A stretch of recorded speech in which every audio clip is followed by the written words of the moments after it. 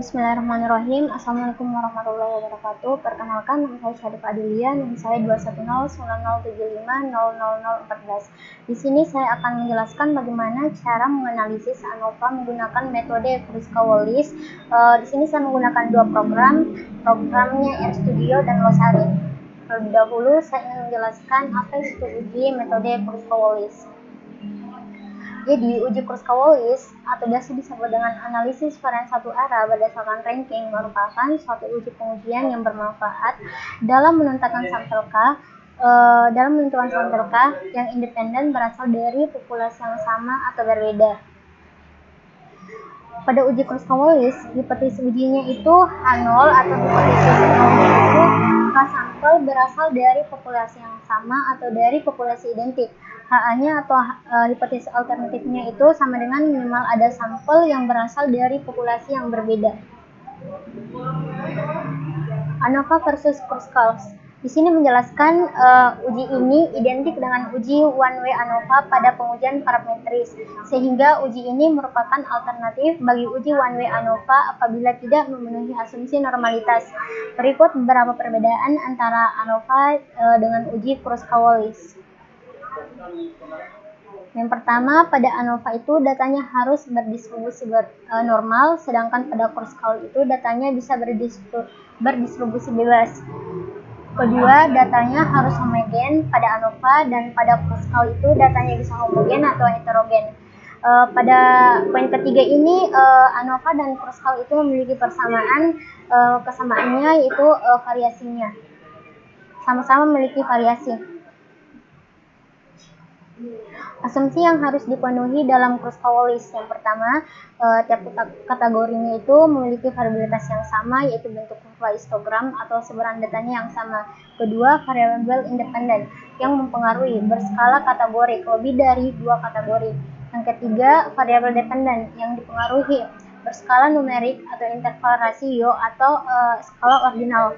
Yang keempat itu independen, artinya sampel dilihat kategorik harus bebas satu sama lain, yaitu tidak boleh ada sampel yang berbeda pada kategori atau lebih.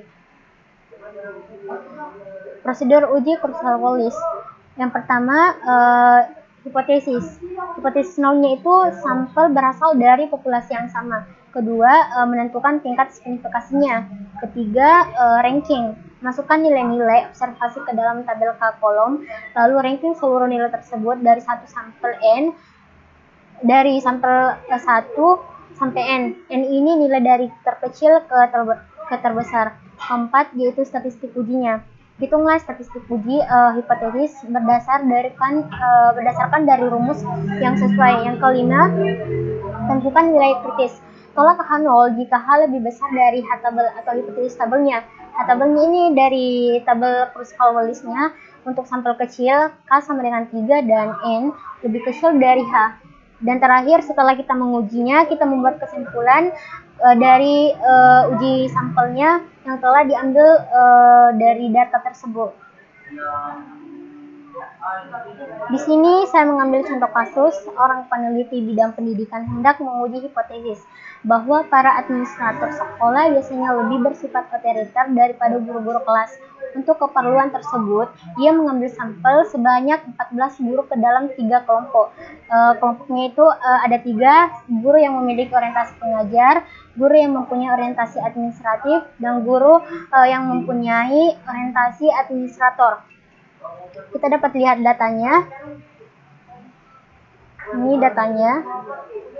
Pada data ini kita dapat lihat dan mencari apakah terdapat perbedaan skor keotoriteran di antara para guru dalam proses pengajaran.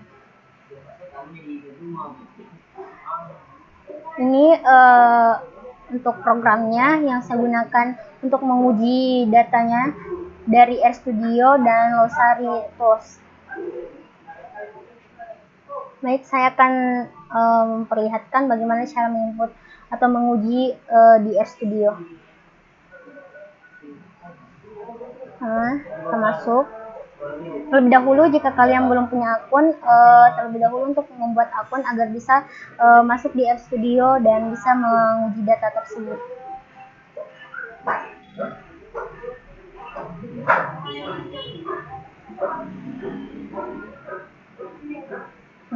loading. Kalau sudah begini, kita upload. Terus choose file.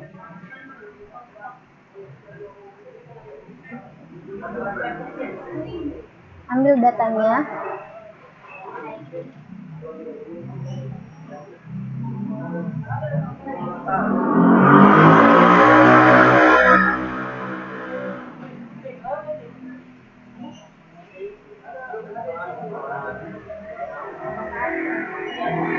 Gue mau ambil data yang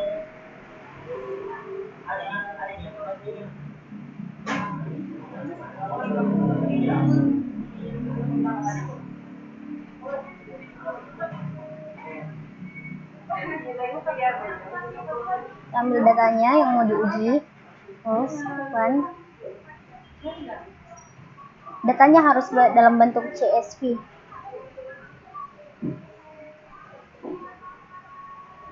Oke, setelah itu import dataset from text reader. Do you want to install this text? No. Yes, kita install.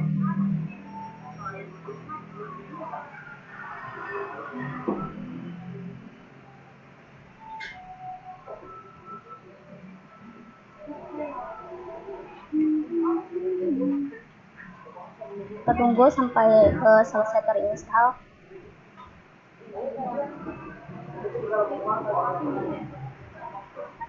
Setelah terinstall akan muncul seperti ini. Terus browse.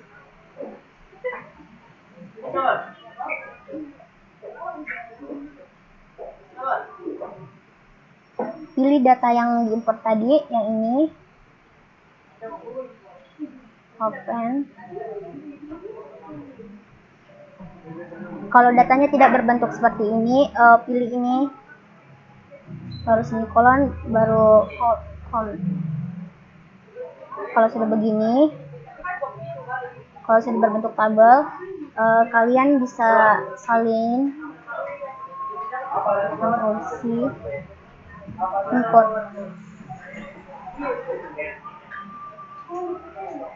Ini datanya. Kita bisa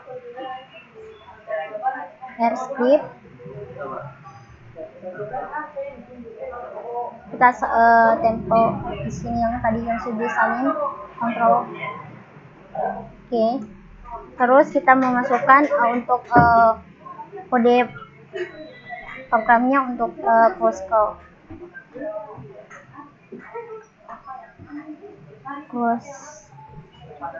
Call text. Terus kita masukkan di tabel itu terdapat nilai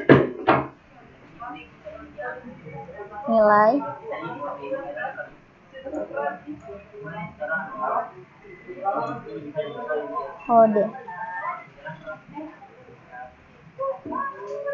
koma, data.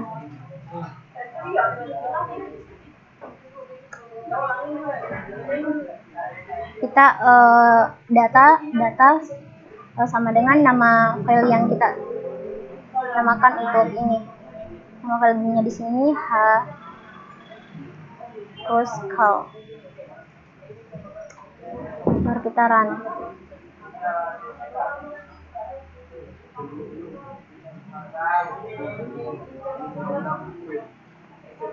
Tabloid run. Ini hasilnya dari uji metode Kruskal-Wallis, di mana terdapat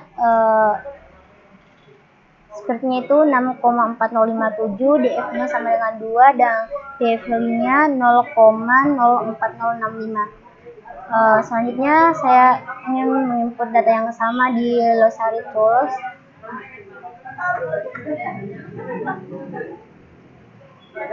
Kita upload data, terus pilih data yang tadi yang mau diinput, yang mau diuji datanya, terus open. Kalau filenya berbentuk seperti ini, pilih Oke, setelah itu kita menggunakan complements dari metode ANOVA, first call.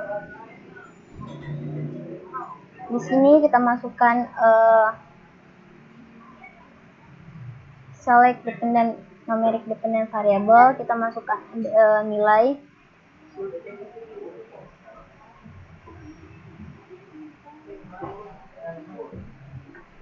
Di sini nilai.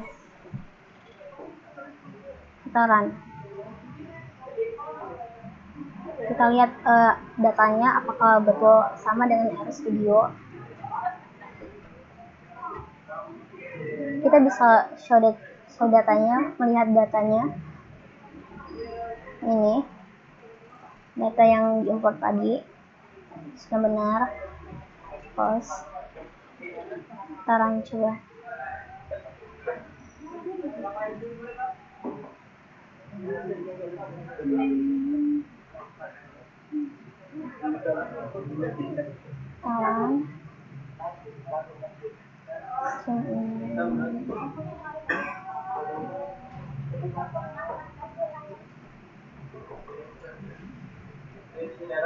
Sorry, terjadi kesalahan.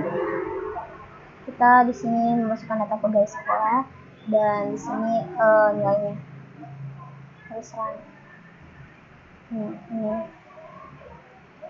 Ini datanya sama, statistiknya itu kita lihat di RStudio. Ini sama 6,4057 sama di Losari. Untuk DV-nya itu juga sama di RStudio sama Losari 2, dan P-value-nya itu 0,04065 sama di Losari. Ini versinya guru berorientasi administratif 0,1667. Kita dapat lihat plotnya.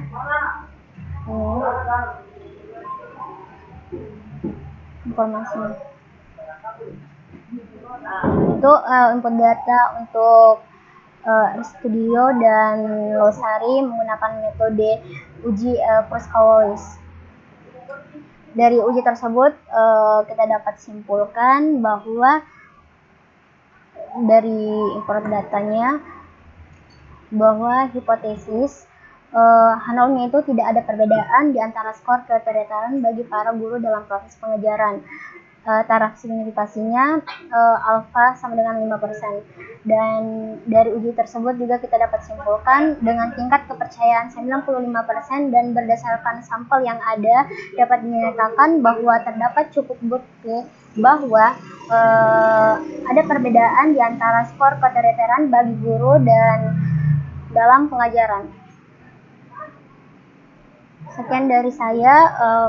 Kalau ada kesalahan mohon dimaafkan karena saya juga masih belajar untuk menginput data di RStudio dan Losari. Saya akhiri dengan ucapan terima kasih.